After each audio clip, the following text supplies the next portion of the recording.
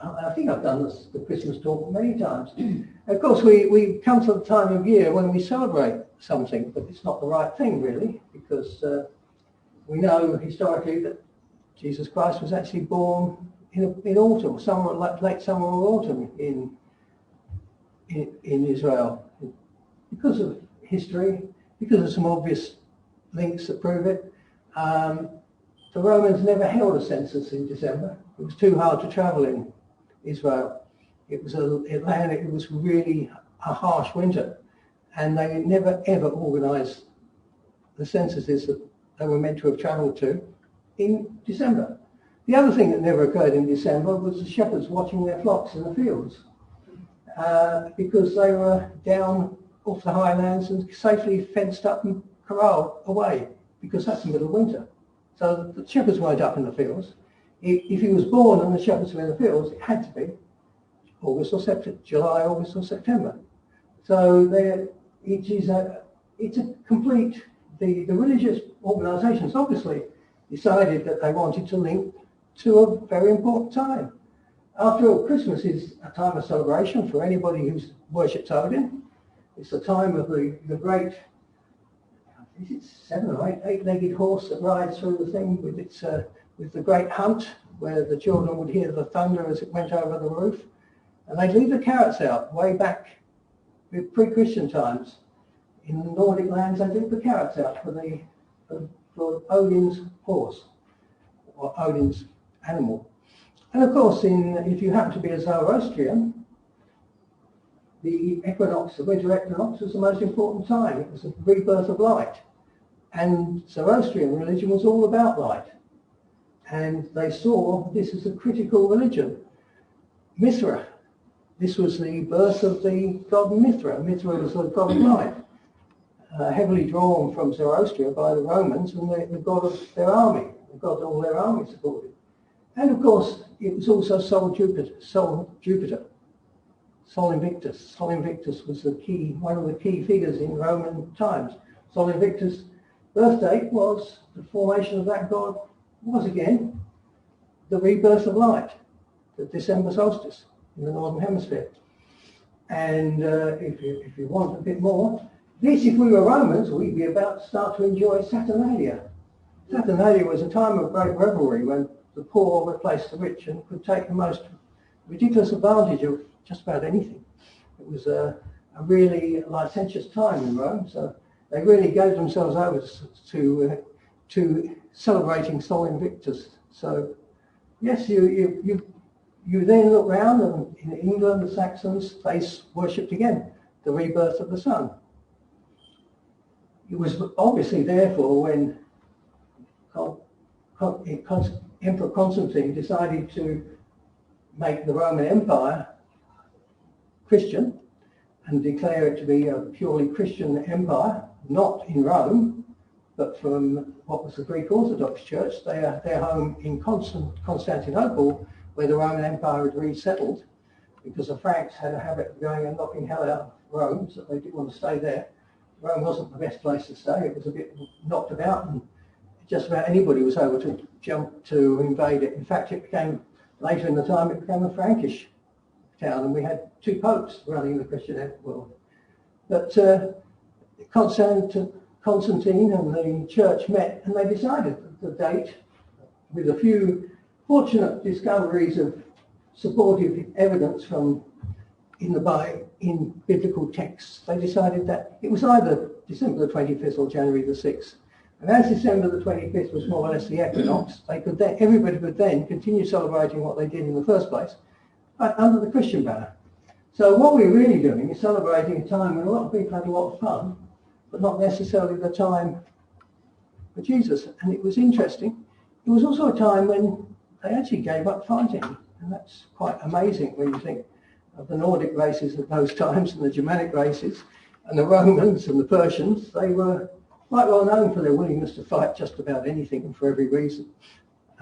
So a time of peace. So we should be celebrating historically a time when mankind actually got together wherever they were in their own sections and enjoyed the celebration, which was about peace, harmony, and just sheer enjoyment. So maybe this year, when we've had such a tough year, that's what we should look to do. We should look to find a way, and I've always thought this about Christmas time, because doesn't really cover all religions. It doesn't really fit for everybody. We should actually try and make it a time when we look at it as a time of healing, peace and harmony for our world, where we can all reach out and touch across all religions, across all faiths. And if we remembered that this isn't really, if we actually celebrated Christ's birthday on the correct date, we could actually make this a common time to have harmony around so many religions. Hanukkah's more or less up there at the same time. I suppose you could add in Thanksgiving, but I don't think the North American Indians would enjoy that, because I don't think they had much to give thanks for in America. Zoroastrians, well, there's very few of them left. You've got the Parsis in India, and there's sort of a lovely article about the Parsis of India who are a remnant of the original Zoroastrian religion who had to escape because Zoroastrian religion was destroyed by the Islamic religion, because the Turkoman tribes invaded from the steppes, not the famous Genghis Khan, but they invaded and kicked the whole Persian Empire out. They destroyed the Persian Empire and took it over and turned it into originally just an empire, but then of course they became Muslims.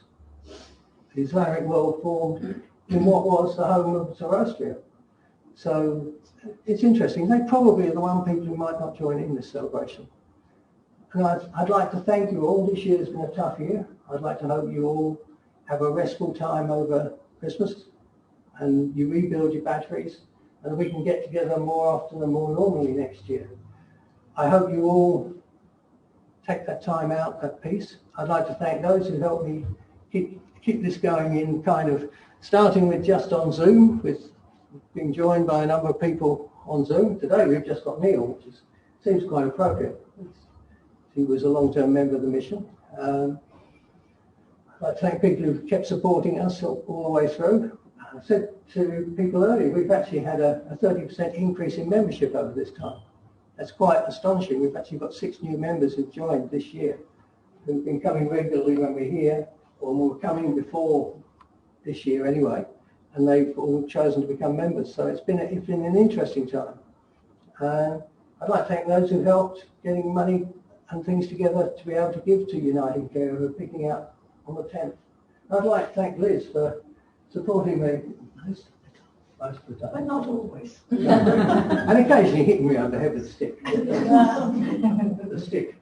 That's the evidence. We were talking about the stick before we come in here, weren't we? Yes. And I'll leave it at that and just thank you all. Thank you.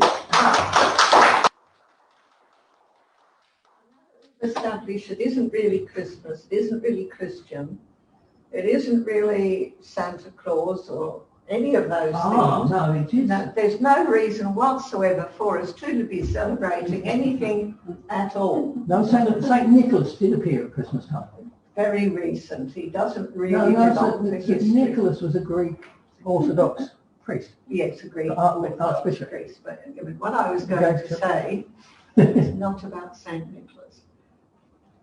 Really, what I was going to say is that ultimately we focus this attention on a very short period of time in the year, don't we? And we go, oh, we normally would get together, gather the bounties of food onto our tables to share, to think of others, to gather as a community. And what we're facing this year has been effectively, for almost the whole of the year, the complete opposite of doing any of those things. To be living in isolation, many people. I feel so sorry for the Victorians, you know, I mean, how many months were they living in isolation? And we too, although we have had far more freedom than almost anywhere else in the world, we too have had to really rethink what we do. And I'm sure there's many of you here that at various times when needing to go to the shops have hesitated and thought, Do I really need to, just in case? There's that virus out there. And I think psychologically, that's been really a frightening thing for very many people. And yet we have hardly seen the reality of what